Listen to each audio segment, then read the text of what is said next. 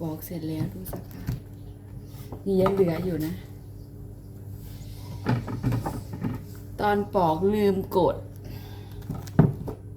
เสียดาย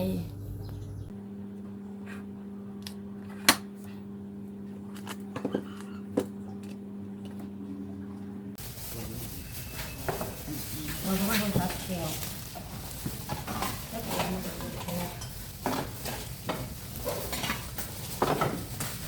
ดีกว่า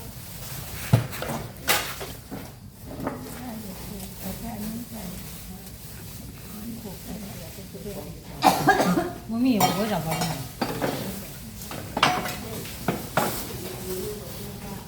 ไม่ได้บอกขอบคุณเอกายุโตภวะอภิวาทนาสิริสเนจังพุทธปัจจายโนจัตตารโอธรรมาวาทันติอายุวันโนสุขัง